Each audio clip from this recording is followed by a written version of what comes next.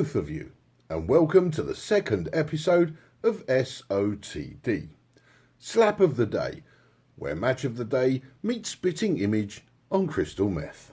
SOTD is brought to you this week by the letters C, H, M and R. Careful, by the number 4,900,000, dangerous ground here, and by the words tax dodging git. You might want to see if they contain the word allegedly. I don't have to. They contain the word reportedly. First up on this week's train wreck, as I crack on without writing staff, editors, animators or vocal talent, is Everton's trip to Aston Villa, where Slippy G's men won 2-1 and nicked all 3 points. Pork Pie met the managers. I'm kind of baffled as to how I should correctly introduce this game. Do I call it the P45 Derby or the sack race? Slippy G, you demoted Mings and dropped him from last week's game, which you lost, but put him back into this week's game, which you won.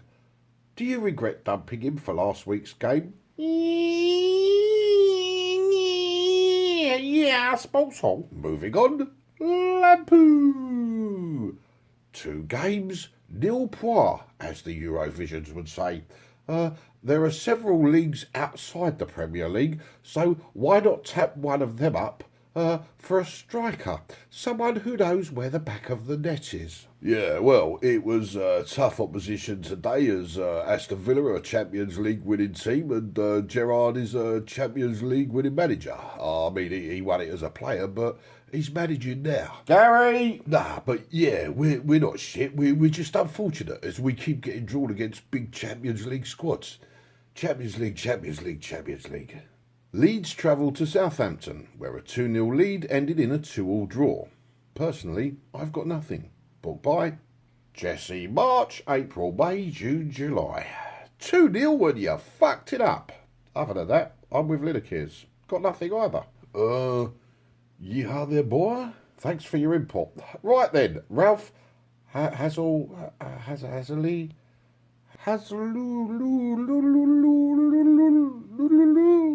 It's Hasluten. It's a hassle to pronounce, but from 2-0 down, you made subs and earned a draw. So welcome to the pointy side of the league.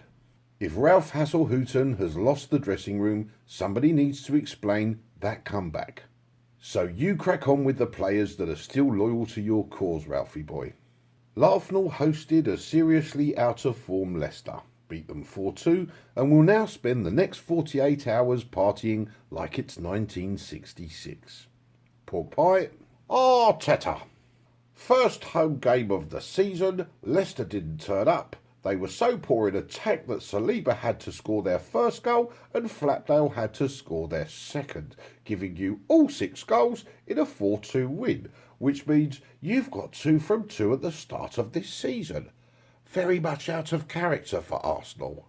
Did you see Jesus out on the pitch scoring goals like they're going out of fashion? He's a striker. He's supposed to score goals. So come on, be honest. What's the real secret of your success for this season? Troops is still in London. Brenda Doubtfire. Any chance of you buying some defenders before the window closes? Only your new system of a goalie, 9 midfield players and Jamie Vardy up top isn't really working. I have to continue with my vision, dearie. Why? 'Cause if I leave the club I get nothing, but if they sack me... Gary! Brighton hosted Newcastle, where goals were like rainwater. Pork Pie. Inside a large building, there's a soft flat surface called grass, and at either end of said grass you'll find a white square outline that's draped in a magical cloth made from string. And once a week, 22 people will run around on the grass with a sphere made from soft leather and pigskin, to the total amazement of tens of thousands of onlookers. That's amazing. Grandad used to tell me stories when I was a kid. Yeah, That's cool. Yes, normally it's both amazing and cool, but to make it so, the leathery sphere has to come into contact with the stringy cloth using a technique called goal scoring. Gary? No, we have to be completely impartial on SOTD, Pork Pie, so we're going to skip over Man City versus Bournemouth so that you can read the riot act to Fulham and Wolves. Oh, for goodness sake.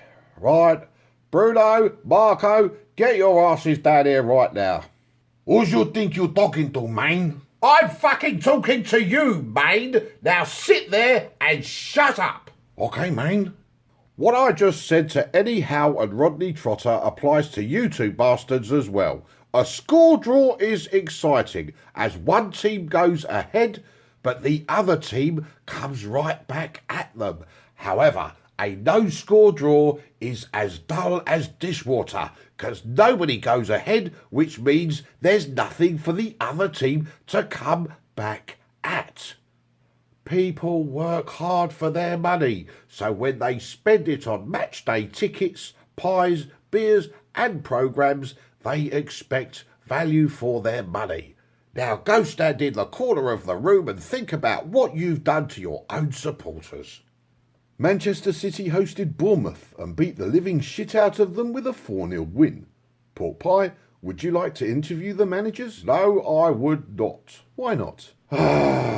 Guardiola's gonna pretend his team is average and will struggle to win the league this year, while Scott Parker will probably make another coherent statement that nobody could decipher again. Pork Pie, you seem stressed, and I don't like to see you down like that.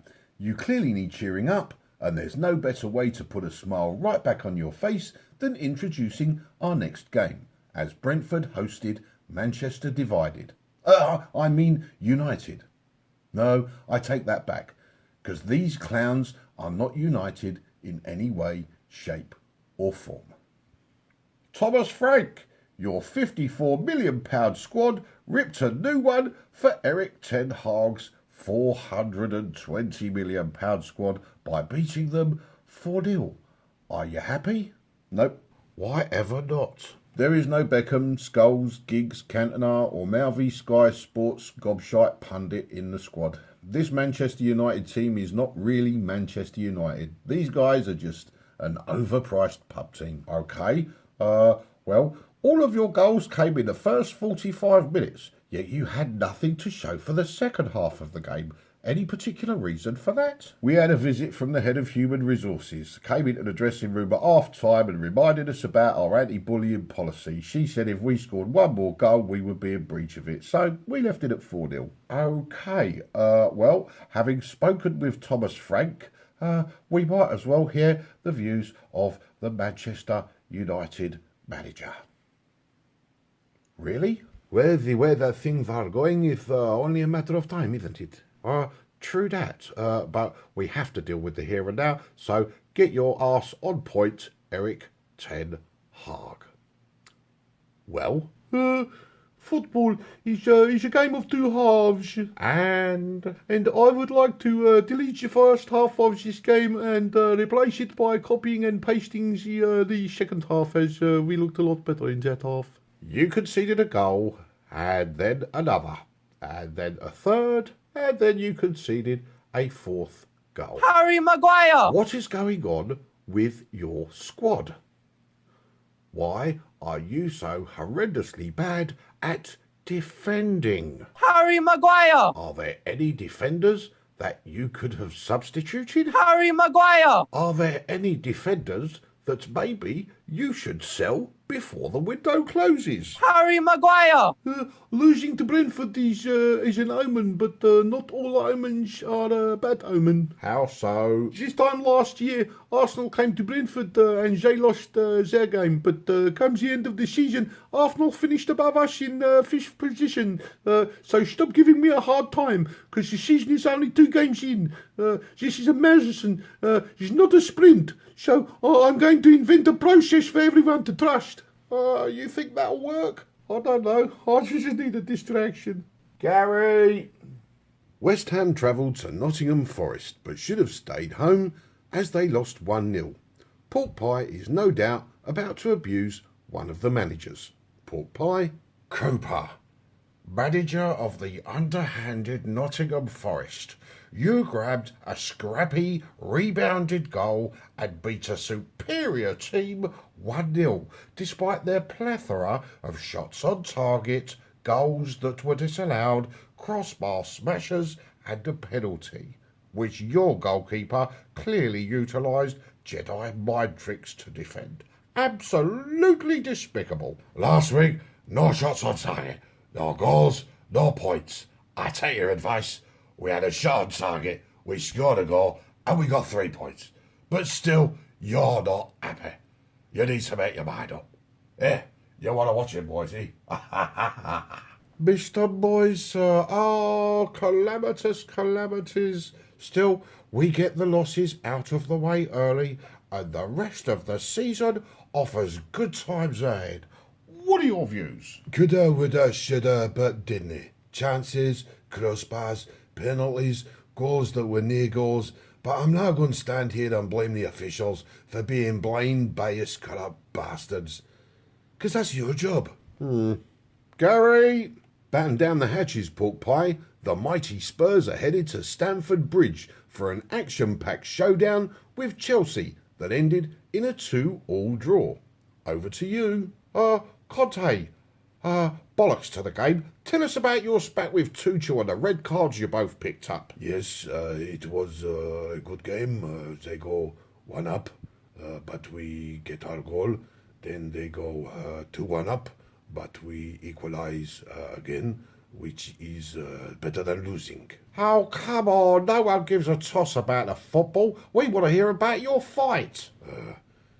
Chelsea are a good team. I used to manage them. Last year we lose to them 3 times, but now we get better and we get a draw. Oh, for goodness sake. You and Tuchel, spill the beans. Tuchel is crazy. I shake his hand, but he gets angry because I don't look in his eyes. He is nothing. Okay. Tuchel, you would appear to be the instigator. What have you got to say about it? Oh my, fan my fanny, it's so damn hot in here. Oh, what a game, fast-paced, hard tackles, and a little bit of hair pulling. Oh, that takes me back to 2016 when Marouane Fellaini and Robert Hoof had their misogynistic bedroom antics. Oh, I've really missed Louis van Gaal. Oh, he's so descriptive. And what about the incident at the end of the game when you and Antonio Conte got red cards for your scuffle? I've already spoken with Conte and he claims you got upset because he didn't look you in the eyes. Is that true? Well, now, I was clearly upset because the ref was totally biased towards Tottenham as both of their goals were wrong and shouldn't be allowed. But I'm not one to hold a grudge, so after the game, I went up to Conte to shake his hand. And you're right, he didn't look me in the eyes, which was rude of him. But that's not what made my blood boil. It isn't? Oh, what is? Well, he didn't have the decency to wear any lipstick, so I too enjoy a good snog when I'm getting fucked. Gary! Everything that you've seen up until now was created and ready prior to the game between Crystal Palace and Liverpool on Monday night. Unfortunately, the past few days have been an absolute mare and it's now 8 p.m. on Friday night, which means next week's first game between Spurs and Wolves kicks off in about 16 hours. Taking that into consideration, the following matchday report is an outright bodge job that I will make absolutely no apologies for. Palace went to Anfield and somehow managed to grab a 1-1 draw against the Bin Dippers at their own home. Vieira! You nicked a point off Liverpool. That must feel pretty good, huh? Well, seeing as how we scored first, we did not nick a point of Liverpool, as Liverpool nicked 2 points off us. Ha, I like what you did there. Klopp, You're going down like the Titanic this season. And what was the ruckus with your boy Darwin? Darwin, yeah, he's a good boy. How can you call him a good boy when he gave Andrews a Glasgow kiss and picked up a straight red card? How is he a good boy? He enjoys his walkies twice a day. He only poops in the litter tray, and he does not try to get up onto the sofa when I leave the house. So we're ending with a joke from Crufts. Hello, all you friends of Dorothy. Darwin Aloysius Nunes here, trying to clear up the spatty incident on the pitch against Palace the other day. I went over to Klopp and said, here, who's this geezer what keeps digging me out on the pitch? So Klopp says, it's Andrews. So I says, who? And Klopp says, whack him. So I did. Ah ha!